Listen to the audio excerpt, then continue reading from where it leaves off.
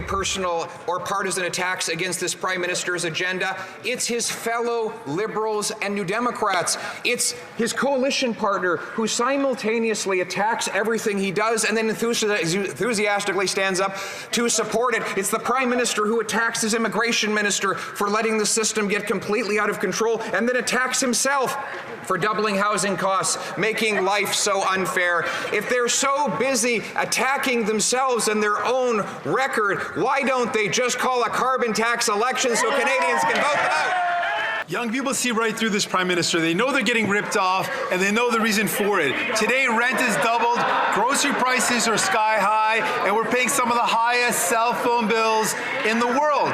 The reason is because of corporate greed. This Prime Minister refuses to take it on, and the Conservatives, they're afraid anytime we mention corporate greed because they want to defend those corporations.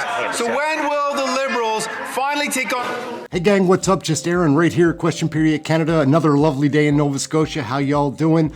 Is the NDP Liberal coalition breaking down? It sounds like it right there. Jagmeet never has anything positive to say about Trudeau, and it goes the other way. Trudeau has nothing good to say about Jagmeet.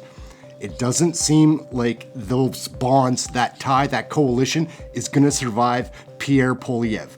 Poilievre is fighting for Canadians, trying to get us an election. That is what Canadians want. We just want to vote, see where people are standing, see what kind of changes we can make. Anyhow, we're going to jump to the House of Commons floor and watch these three battle each other. Poilievre comes out on top. Trudeau does not seem sincere. Jagmeet does seem sincere, but we know by now he's probably fake. Let's jump to the floor. Let's take a peek at what's been going on in Parliament. Leader of the Opposition. Who pays? That's right. Who pays for this latest $50 billion orgy of spending by this costly Prime Minister? We know who won't pay. It won't be those with trust funds that protect their millions of inheritance like the Prime Minister, nor the billionaires that invite him to their private Caribbean islands. They'll hide their money. You know who will pay? You will pay. You, the welder or waitress who can't pay your mortgage because he's inflated the mortgage rates. You will pay because he carbon taxed your food and now you can't feed your kids. Why should you pay for him? Yeah.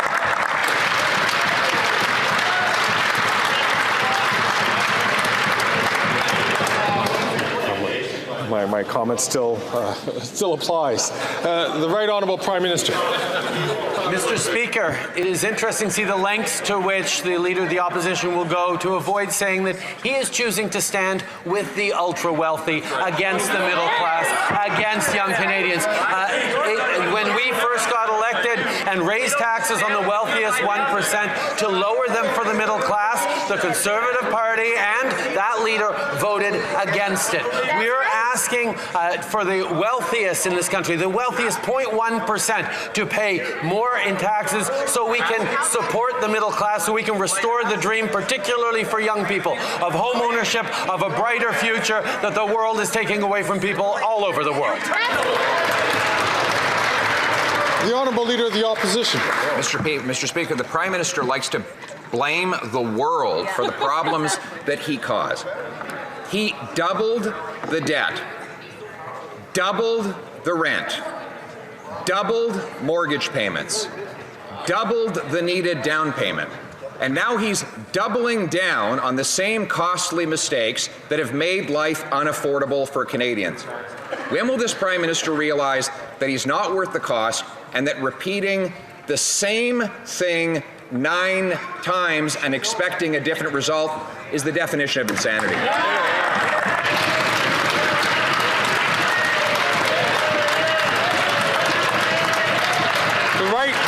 The Right Honourable Prime Minister.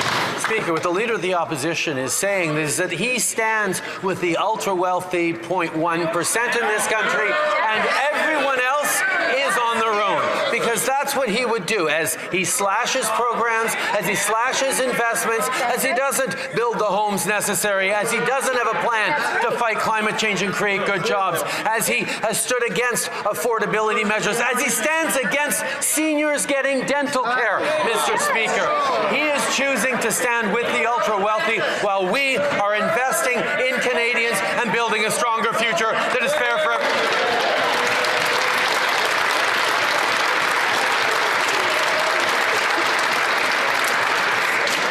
Honourable Leader of the Opposition. Mr. Speaker, he is the ultra-wealthy. He hid his family fortune in a tax-sheltered trust fund so he wouldn't have to pay the same tax as everyone else. He vacations with the ultra-wealthy on their private islands in tax-preferred locations where they can hide their money and avoid paying their fair share here in Canada. And now he's paying off the ultra-wealthy by spending $54 billion on debt interest, more than on health care. Why give more money to the ultra-wealthy bankers and bondholders instead of the nurses and doctors? The Right Honourable Prime Minister. Speaker, this is a budget that invests in fairness for every generation by asking the ultra-wealthy to pay a little more. And, Mr. Speaker, the Conservative Party is choosing to stand with the status quo, stand with the ultra-wealthy, instead of saying, yes, we need to invest in young people. We need to build more houses. We need to support seniors with dental care. We need to create more spaces in childcare. We need to deliver hundreds of dollars a month tax-free in a disability benefit. These are the things we will be doing. Those are the things that they stand against. Well, gang, here's a special treat. In one clip, we're going to have both that fool, Greg Fergus, and another goof, Jagmeet, trying to fool Canadians, it would seem. And I don't know what this Greg Fergus is up to. He's a waste of time. Young people see right through this Prime Minister. They know they're getting ripped off, and they know the reason for it. Today, rent is doubled, grocery prices are sky high, and we're paying some of the highest cell phone bills in the world. The reason is because of corporate greed.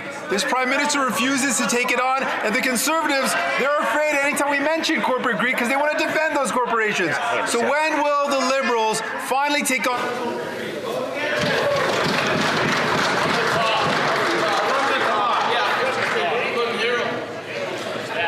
There are some members in this place who, like the Speaker, had difficulty hearing the member from Burnaby South finish or ask his question. So I'm going to ask the honourable member from Burnaby South to start again his question, but I'm going to ask all members on all sides of the House to please hold yourselves until you have the opportunity to be recognized by the Speaker to ask your question or to answer the question. The honourable member from Burnaby South. Thank you, Mr. Speaker. I know what happens. Anytime I take on corporate greed, the Conservatives get really upset because we're taking on their masters, so they get upset about it. But I'll be careful not to say too much because I know the Conservatives get so angry when we mention corporate greed. But what happens is young people are seeing they're getting ripped off with rent, they're getting ripped off with groceries, getting ripped off with the high cost of cell phone fees, and they know it's because of corporate greed. The Conservatives don't want me to talk about this, but will the Liberals take on corporate greed, which is driving up the cost of living? The Right Honourable Prime Minister. Mr. Speaker, we recognize with this budget that Canada cannot be successful unless young people are successful, unless every generation sees a real and fair chance to succeed. And that's why we're stepping up to invest in new homes that young people are going to be able to afford, in making sure that their rent payments count towards a credit score to get them a mortgage eventually. We're investing in more support for Canadians living with disabilities. We're investing in supports for seniors. We're investing in entrepreneurship for young people. We're making the kinds of investments that are going to grow the economy, support young people, and restore the dream of a stronger Canada for everyone. Something very wrong when a Prime Minister doesn't have a problem keeping the Conservatives' $60 billion corporate handout, but denies Indigenous children the dignity of safe housing and decent schools, and the communities the same access to good roads and clean water. How can the Prime Minister look Indigenous people in the eyes after putting the greed of CEOs in front of the need of Indigenous families? Hear, hear. Hear, hear. The Right Honourable Prime Minister. Mr. Speaker, we've continued to step up over the past years for reconciliation and investing in Indigenous communities. This budget has put aside $1 billion more on top of all the investments we've made for Indigenous housing. That's part of the $9 billion investments we're talking about for Indigenous communities over the coming years. We know there's always more to do, but we will be there hand in hand with Indigenous communities and leadership to make make sure we're closing the gaps and building the strong future that is part of the journey of reconciliation. All right, so we're back to Poilievre and Trudeau. Poilievre has always got great punches to throw at Trudeau. Trudeau's such a goof, guys. Like, when he's talking to Canadians, do you trust a word coming out of that guy's mouth? I don't.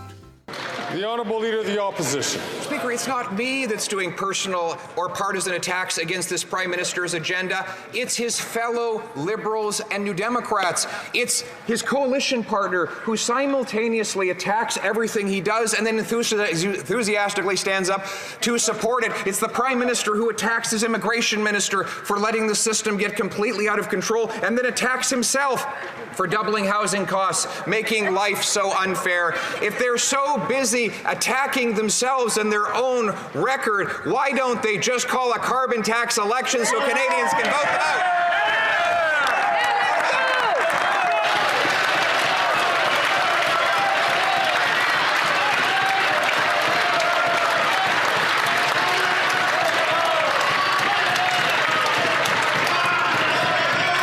The Right Honourable Prime Minister. Speaker. Excuse me. The Right Honourable Prime Minister. Mr. Speaker, this government is making the choice to invest in a fairer future for all Canadians, for every generation. That is the choice we're making. Now, the Conservatives are continuing to choose to stand with the wealthiest in this country, choose to do less to invest in childcare, less to invest in solving the housing crisis, less to support young people across the country who need to feel the opportunities they can build in the future again. We will continue to be there to put money in the pockets of Canadians, to put homes in their communities, to build a stronger future for them and their families, while the Conservatives continue to promote cuts and austerity. That's right. So gang, what do you think? Is the NDP Liberal coalition breaking down? Is the stress too much for Trudeau and Jagmeet to remain comfortable bedfellows? It would seem like they're having spats. Whatever, that's fine. I just want an election. How do you feel about that? Would an election suit what you want? We need to get rid of Trudeau, guys. He's dragging us down. Jagmeet helping him, but telling us all the time that he's fighting and resisting Trudeau, and they don't do anything. The NDP has lost its place. My goodness. My name's Aaron. This is Question Period Canada. I do hope the NDP Liberal coalition breaks down and we get an election. Come and check out one of our live shows. We watch all the Question Period. We broadcast that stuff together and have a great community, a fun chat room. Come check out one of the live shows. I think you'll like it, as we're all learning more about Canadian federal politics. That's it. Like, subscribe, share, get notified, all that fun stuff. Check out one of the other videos floating around here. I'm Aaron. You have a great day. I'm going to get busy here and get ready to put on this live show. Come and join us. That's it. We'll catch you next video. Thanks for watching this one. Stay warm. Have something healthy to eat today.